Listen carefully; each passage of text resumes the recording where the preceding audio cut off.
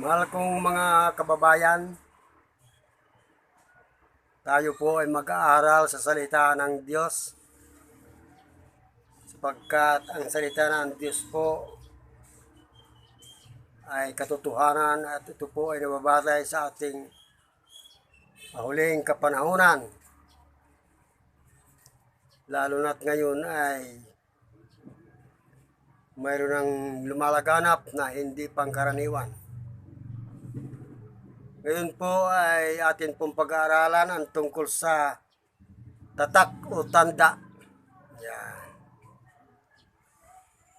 Ang una po nating titingnang talata ay ang nasa Apokalipsis 13:16.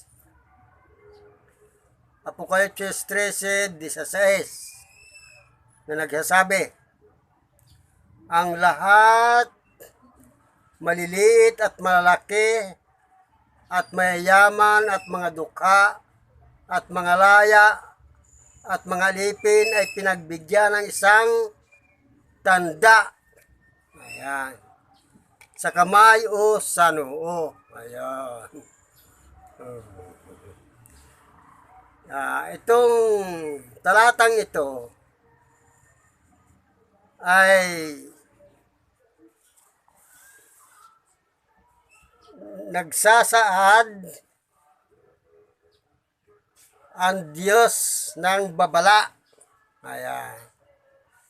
Sabi dito sa Apokalipsis 14, talatang 9, Apokalipsis 14, talatang 9, at ang ibang anghel ay at ang pangatlo ay sumusunod sa kanila na nagsasabi ng malakas na tinig, kung ang sino man ay sumasamba sa hayop at sa kanyang larawan at tumanggap ng tanda sa kanyang noo o sa kanyang kamay, ayan,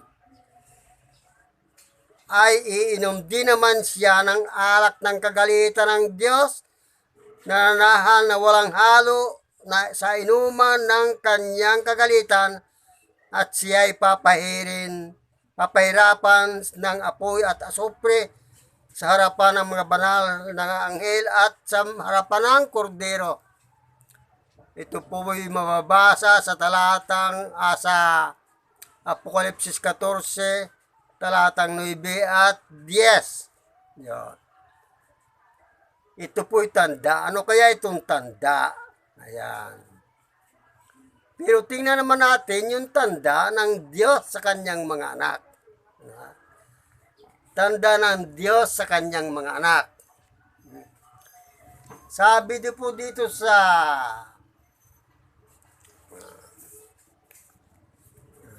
Ezekiel 20 verse 12. Ating pong basahin.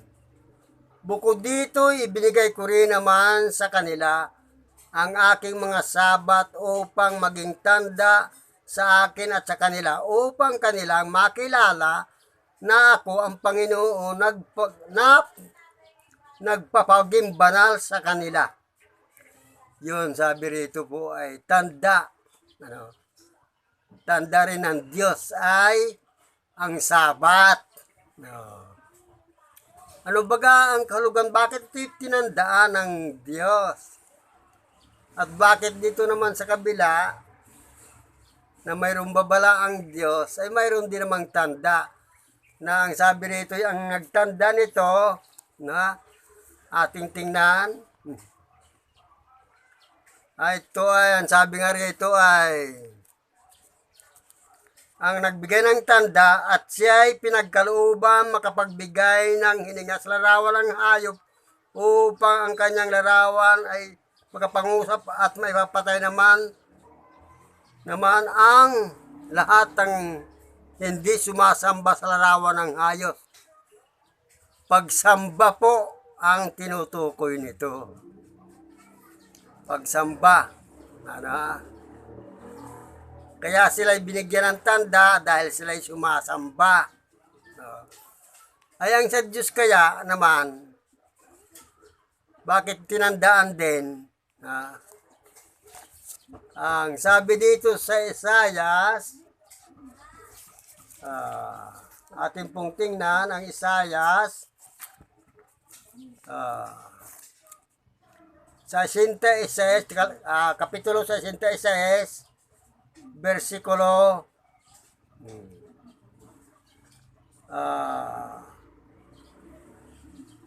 versikulo 23. Sabi rito, at mangyayari na mula sa bagong buwan hanggang sa panibago, mula sa isang sabat hanggang sa panibago, paroroon ang lahat ng tao upang sumamba sa harap ko, sabi ng Panginoon. Yun. Kaya naman pala, binigay ang sabat ay pagsamba din. Kung tayo po ay nangingiling ng sabat at hindi naman tayo sumasamba, ay aba, hindi tayo ay hindi tunay yung ating pag-iingat sa sabat. O, kung ikaw na may natutulog, aba, hindi yun tunay na pangingiling ng sabat. Ang pangingiling ng sabat para magkaroon ka ng tanda ay sumamba sa Diyos. Pero ito kaya tanda pa ngayon? Hindi pa ito tanda dahil ito ay pagsamba pa lamang. Ano? At ano naman itong pagsamba na tanda rin sa kanila? Atin pong tingnan, ang sabi rito, sa Catholic Doctrine. Noong taong 364 AD, inilipat ang kabanalan ng Sabado o Sabat tungo sa Linggo ayon sa Convert of Catechism of Catholic Doctrine, page 50, ikatlong bahagi. Ayon. Yung kabanalan ay inilipat sa Linggo. Kaya yung Linggo ang kanilang pagsamba. Ito ang pinakatanda rin. Pero sa ating kasalukuyan ay hindi pa ito mga tanda, pagsamba pa lamang. Pagsamba sa Diyos at pagsamba sa hayop. Dalawa. Ano? Dalawang tanda. Alam ninyo, darating ang araw na maraming sumasamba sa Linggo na hindi sila matatandaan na sapagkat sila makakita ng katotohanan. At marami naman ang sumasamba sa araw ng Sabat na hindi rin sila matatandaan. Yan ay nasa propesiya. Ano, Kaya tayo po ay magpagsikap sa ating kapanahonan ngayon sapagkat malapit na itong mangyari. No? Marapit na itong mangyari. Oh. At kailan ito mangyayari?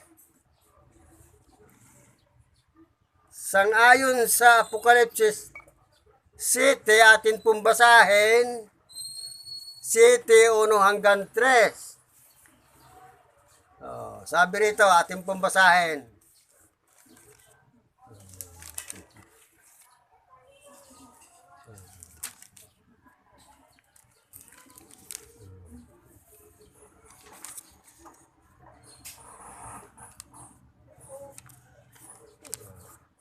Sabi rito ay, at pagkatapos nito ay nakita ko ang apat na anghel na nakatayo sa apat na sulok ng lupa na pinipigil ang apat na hangin. Yan. Pinipigil ang apat na hangin ng lupa upang huwag umihip ang hangin sa lupa o sa dagat man o nasa anumang punong kahoy.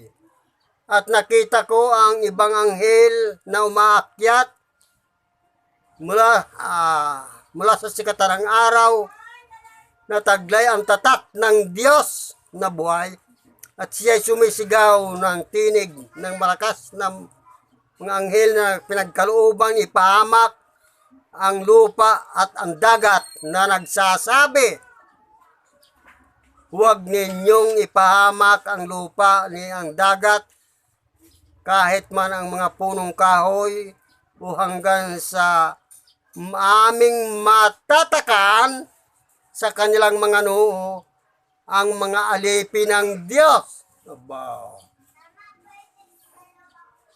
Ito po ay mababasa sa Apokalipsis Kapitulo 7, versikulo 1 hanggang 3. Sabi rito ay, mayroong 4 na hangin na ito ay mula sa 4 na sulok ng lupa. Ito po ay sinusimbolohan ng calamity. No? Alam mo ang calamity, ang mga bagyo, lindol, ay yan ay nabibilang sa calamity. Lindol. Mga malalawakang pagkasunog. At nangyayari na ngayon yan. Mga malawakang pagkakasunog ay yan ay po'y calamity. Kasi at ang COVID ngayon, ang variant ay binibilang din calamity. Kaya po ay ating makikita na ito po ay doon ang pagtatatak. Ayan. Doon ang pagtatatak. Ano? Kaya malamang sa banda roon ay malapit na itong pagtatatak na ito. Ano? Kaya tayo po ay magsipag-ingat. Ano po? Magsipag-ingat para tayo po ay hindi mailigaw at matandaan sa ikapapahamak. Ano po? Ang sabi rito ay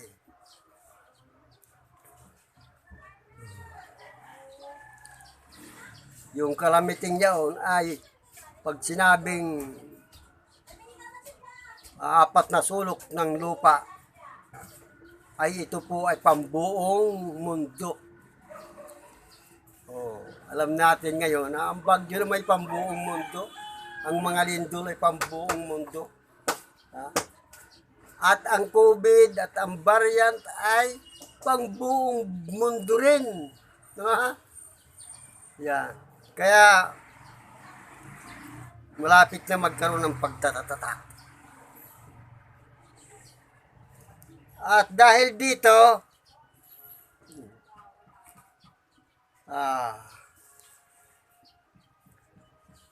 ang hayop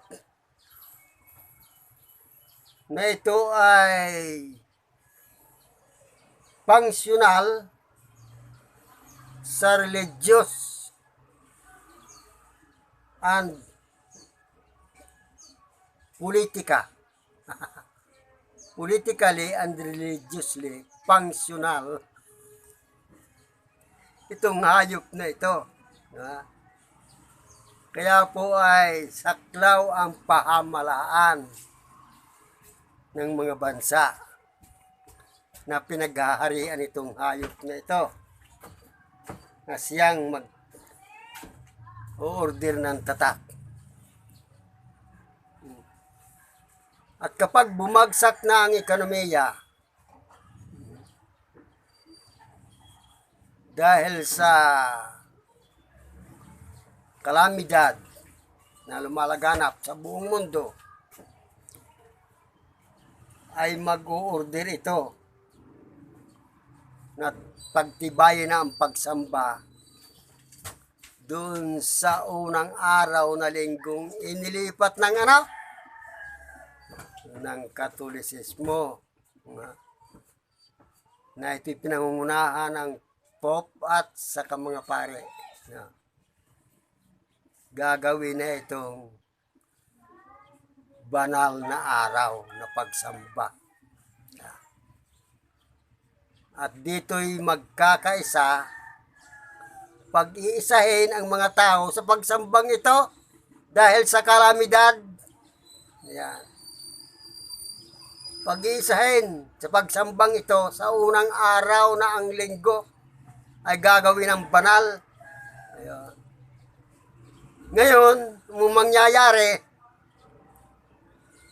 yung mga taong hindi umalis sa pagsamba sa araw ng linggo't kanya itong ipangingiling at sila'y nagmatigas na doon na lamang sila kung saan sila na kinamulatan na ito ay kanilang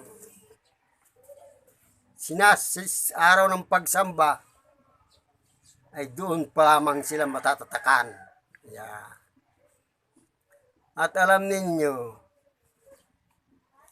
dito sa Pilipinas, nung panahon, ang mga tao ay sumasamba sa araw ng Sabado.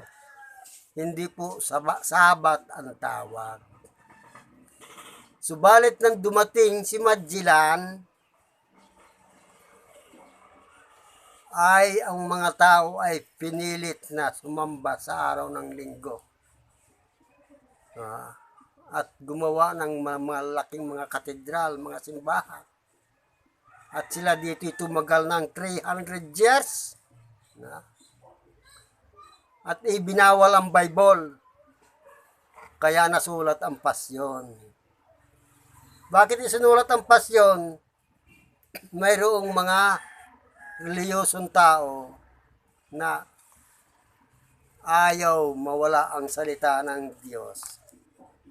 Kahit mawala yung Bible, ay mayroong pasyon naman babasahin.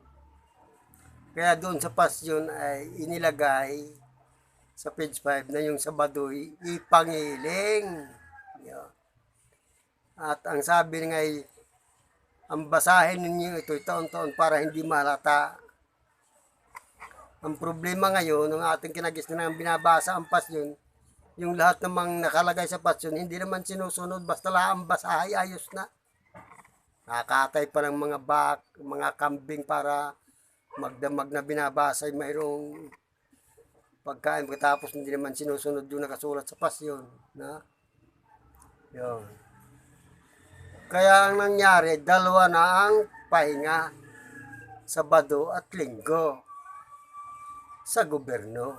Kasi yung ibang tapat, Sabado pa rin, pero yung ibang hindi naghalo na, dalawa na. Sabado at Linggo na ngayon, walang pasok sa paralan.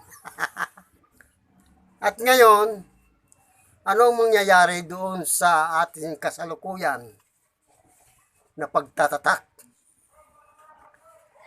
Dahil nga, pag-iisahin ang mga tao sa pagsamba sa araw ng linggo bilang ito ay banal, dito malalagay ang bayan ng Diyos sa isang matinding pagsubok. Ang sabi sa Zacarias 13:9, dito'y maaag-ag,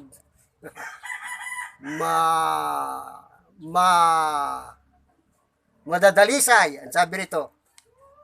At ang sabi rito sa Zacarias 13, talatang 9, at aking dadalhin ang ikatlong bahagi sa apoy at sila'y dadalisayin ko na parang pilak na dalisay at sila'y magsistawag sa akin pangalan at aking silang didinggin. Aking sasabihin sa bayan ko at kanilang sasabihin ang Panginoon ay aking Diyos. Diyan. Ikatlong bahagi, yung dalawang bahagi ay nabihag ng kahoy. Bakit kaya nabihag? Bakit hindi sila nakapanindigan na ipangiling ang Sabat? Hindi sila nagpakatotoo nung sila ay panahon na sila ay nasa nangingiling parang sabat. Pero dahil nga, dadalisayin, ito'y malaking pagsubok. Ito ang pagdadalisay, malaking pagsubok. Nalaglag sila sa malaking pagsubok na ito. Ang pagsubok na ito ay yung pagsasapilitan na sumamba sa araw ng linggo at ipatutupad ito ng gobyerno. Ang gobyerno ay nakapanig dito sa pag-ingiling ng araw ng linggo. Yan. Kaya dito ay doon pa lamang sila magkakaroon ng tatak. Tatak. Sa bayan ng Diyos ay sabat. Tatak ng hayop ay ang linggo. Bakit sila ay nadali yung kalawang bahagi sa bayan ng Diyos? Sapagkat sabi dito sa Apokalipsis 13 pa rin, dahil bagsak nga ang ekonomiya, ang sabi rito ay Apokalipsis 13 verse 14, at ang lahat maliliit at malalaki, hindi, 13:17, at at ang lahat maliliit at malalaki at mayayaman at mga duka at mga laya at ang mga alipin ay pinagbigyan ng isang tanda sa kanilang kanan kamay uno. Ito na ang tanda talaga, tinatanda na. At sa 17, at nang huwag makabili o makapagbili ang sinumang kundi siyang mayroong tanda sa makatwid bagay ang ay ng pangalan ng hayop o bilang ng kanyang pangalan. Yan. Ngayon, kung wala kang tanda ng linggo, hindi ka makapagtitinda, makapaghahanap buhay, o makapamalingki. Ayahanin mo yung pira. Hindi mo mabili. Hindi ka makabili. Wala kang tanda ng hayop. Yung tanda, yung hindi ka nasamba sa araw ng linggo. Hindi ka makabili.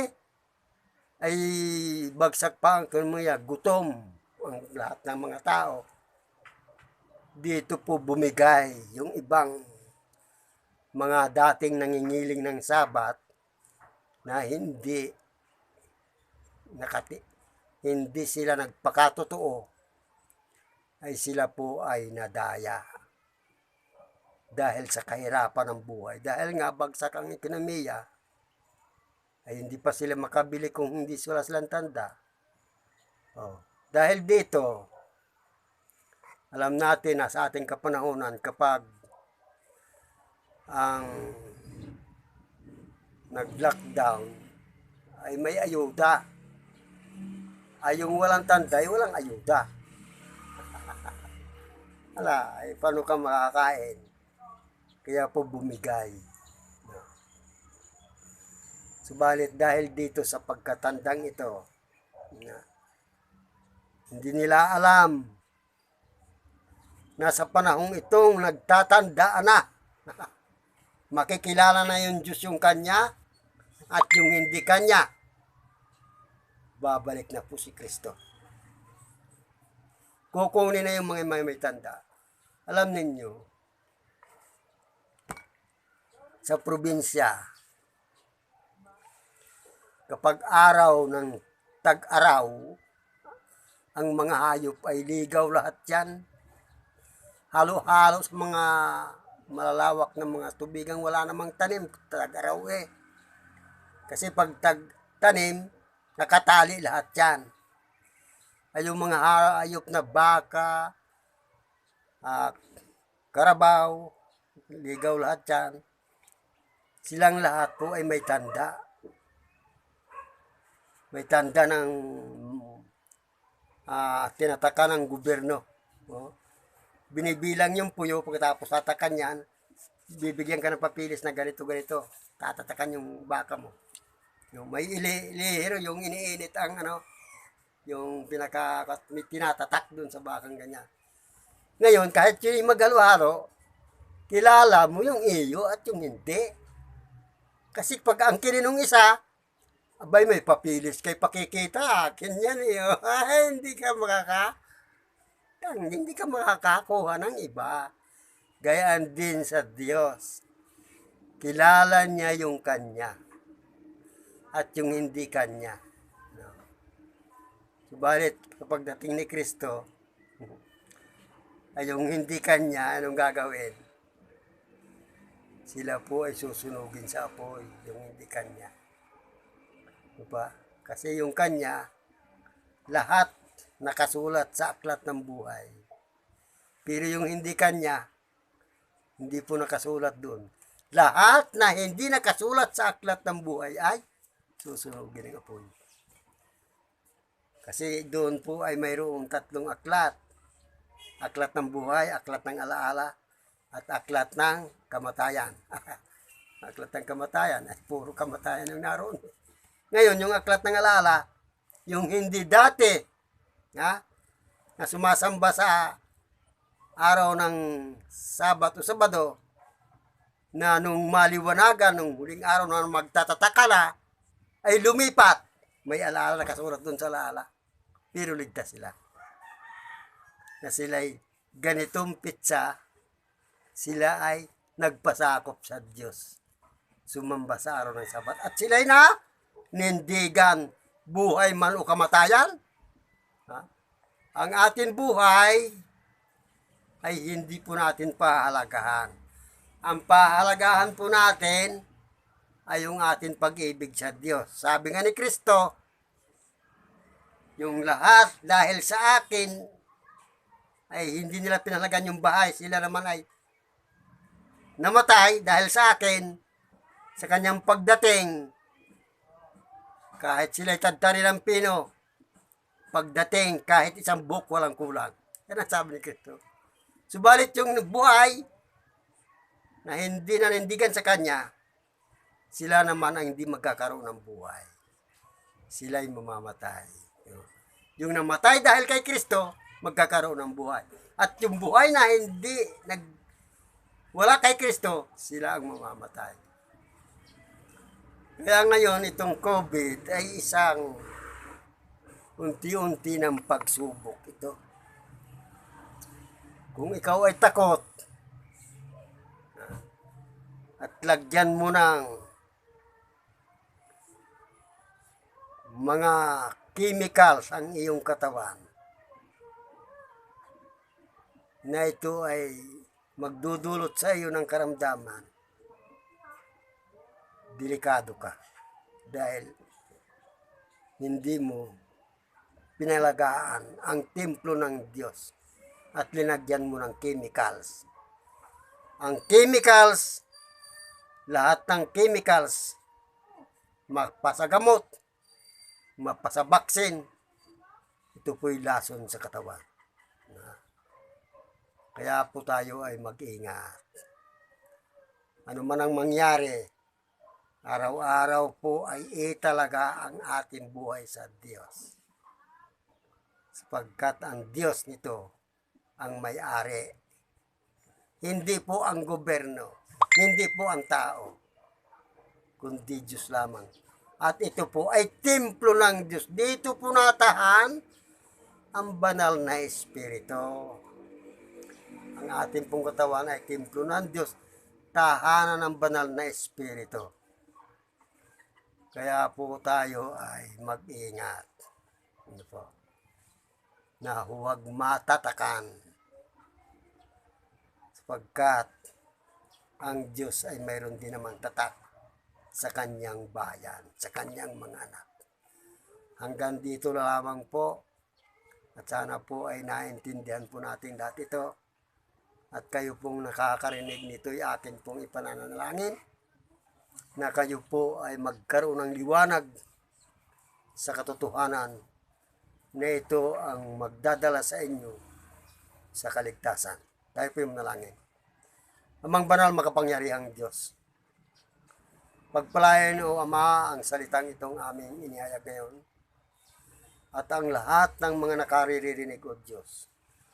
Managana nawa ang iyong biyaya sapagkat kaming lahat ay mga makasalanan upang ang iyong mga salitang ito ay maging liwanag sa aming mga buhay upang kami magpasakop sa inyo na ang araw ng Sabat ay siyang tanda pagdating ng araw ay kami matandaan at matatakan ninyo bilang iyong mga anak upang sa iyong pagdating ay kami iyong kukunin at dadalhin sa langit na bayan. Salamat Ama, naway patuloy na maghari ang iyong pag-ibig sa mga puso, alang-alang lamang sa pangalan ng aming Panginoon Jesus. Amen. Salamat po.